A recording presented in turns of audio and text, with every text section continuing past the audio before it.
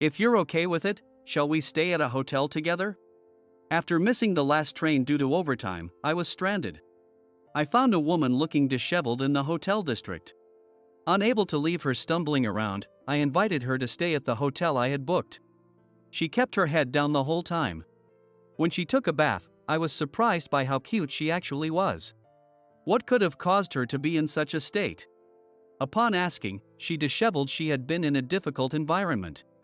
The next day, Mr. Stevens, a key client, unexpectedly showed up at my house. I want to make a $12 million deal with you in charge. What? My name is John. I'm a regular office worker turning 30 this year. As a salesman, I've traveled to various companies, securing numerous contracts. I'm not the best, but for a 30-year-old, I've done reasonably well. Wow, as expected from you, John. Thanks for your hard work today. By the way, I heard there's a restaurant with a great view. Want to go there together? I'd love to go with you, John. Can you teach me the secrets of negotiation next time? Thanks to this, and I say this with some embarrassment, I was quite popular with the female employees in the office. I was well liked not only by my subordinates and peers but also by my female superiors. For me, having women approach me like that was a great feeling. It boosted my confidence, making me feel recognized as a man. It also reassured me that I was on the right path as an office worker, keeping me motivated. However, that was all a year ago. Now, no one wants to talk to me. And for good reason. Exactly a year ago today, I made a mistake. This mistake marked the beginning of my downward spiral. One day a year ago, I had gone shopping at a department store at a colleague's request.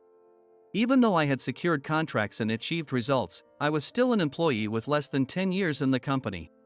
Naturally, performing menial tasks for my boss was part of the job.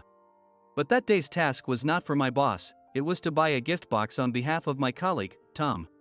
If you ask why I was doing a menial task for a colleague, it wouldn't make sense logically. When things get busy, we help each other out. It's a habit from my school days of cooperating with friends and classmates. It's been a habit since then. So, I bought the gift box for Tom and delivered it to his boss, Kevin. But Kevin said, "This isn't the right one." No way, I made a mistake. I was sure I had bought the exact gift box Tom had instructed me to get. In this company, there are about 5 specific types of gift boxes we use to apologize to clients. It was one of those. Even though the instructions were verbal, there was no way I got it wrong. However, what came out of Kevin's mouth was a completely different name. Mistakes happen, but why did you buy the one thing our client hates? Did you do this on purpose? It turned out that the gift box Tom instructed me to buy was the one thing the client disliked. Kevin, being a suspicious person, thought I did it intentionally. It was the worst-case scenario. It was just a single gift box. An errand I ran for a colleague, not even for myself. I never imagined it would cause such backlash. I apologized to Kevin, explaining there was no ill intent. And so, by going to buy the exact box of sweets that Kevin had mentioned, the matter was resolved once again. Later, when I asked Tom again, he mentioned the same gift box name Kevin had. But didn't you say something different before, Tom? No, I said the one with the traditional Japanese sweets. Get it together. I got yelled at by Kevin because of you. Seriously, help me out here. Despite him assigning the task to me, Tom complained about the inconvenience it caused him. In the end, I owed him another favor for the trouble caused. Looking back, it was ridiculous. Next, Tom asked me to do some clerical work that involved reviewing the documents and reflecting them in the graphs. Apparently, it's something important that Tom's team will use in an upcoming business meeting. I worked on it during my free time, based on his instructions. When I handed it to Kevin, he said, "All these numbers are slightly off." I quickly went back to my desk to check the documents Tom had given me. But the data had been swapped with slightly different figures. After the second mistake, Kevin, already suspicious, became even more distrustful of me. Despite my sincere apology, he didn't forgive me as easily as before and gave me a lengthy reprimand. I left with heavy steps. In hindsight, I should have taken measures to prevent a repeat of the mistake. But I never imagined a colleague would go to such lengths to set me up. Once again, I ended up owing Tom another favor. This cycle of favors continued, and every time Tom offloaded a task onto me, I failed to complete it properly. My repeated failures spread throughout the company like ripples. The ripples reached Kevin and eventually my direct boss, Lisa. Eventually, I lost the trust of those around me. We can't entrust important work to someone who makes such simple mistakes repeatedly. My hard-earned reputation crumbled. Until today, I've been relegated to menial tasks instead of sales duties. Even menial tasks are important and need to be done by someone. But the volume of these tasks increased, leading to constant overtime. Today, I'm working late again. I haven't been home in a week. But even if I go home, it's just to eat convenience store food and sleep. I haven't been cleaning or taking out the trash. My room must be a mess by now.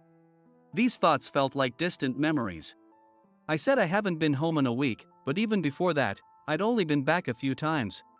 Missing the last train due to overtime, I often stayed at capsule hotels, internet cafes, and business hotels. Before I knew it, this had become my daily routine. How long will this life continue? What am I even doing? I muttered to myself as I walked home, missing the last train again. That night, I was wandering around the hotel district looking for a place to stay. I prefer not to stay at the same hotel 2 nights in a row. I don't want the hotel staff to form a negative impression of me. However, if there's no other available hotel besides the one from the previous night, I reluctantly head back there. They must be thinking, there he is again. The thought of being judged made me feel even more depressed. Of course, missing the last train and being unable to go home due to overtime was already quite disheartening. While wandering around, I saw a woman walking towards me, looking out of place for the hotel district. She was dressed in tattered clothes, carrying a shabby travel bag, with her face hidden.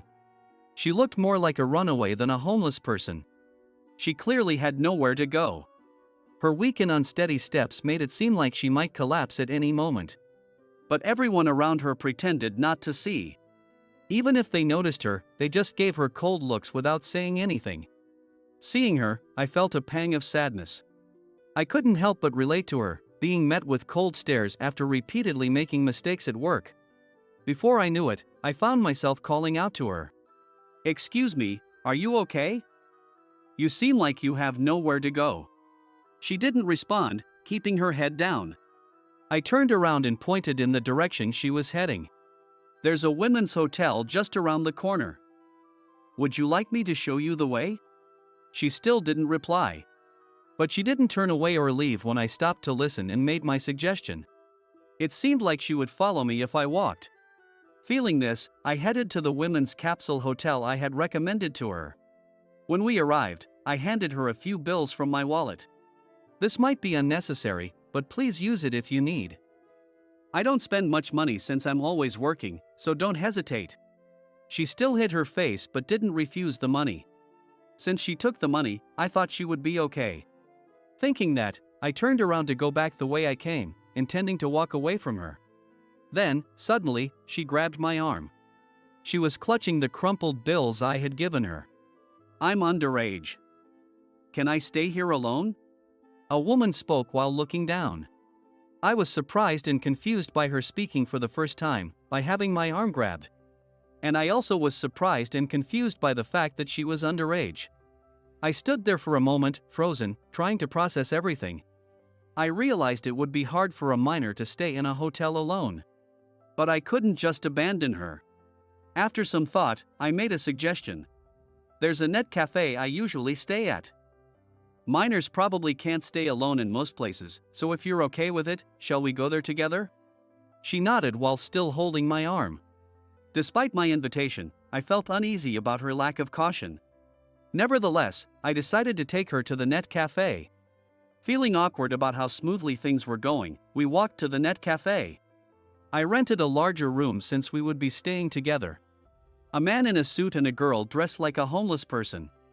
The odd combination made the clerk raise an eyebrow, so I felt the need to explain. "Just to clarify, there's nothing shady going on here, so you don't need to worry." Even though I didn't stay here every night, the clerk seemed to recognize me. Upon hearing this, the clerk smiled warmly. I wasn't sure what that smile meant, but at least we were able to use the room, so I felt relieved as we headed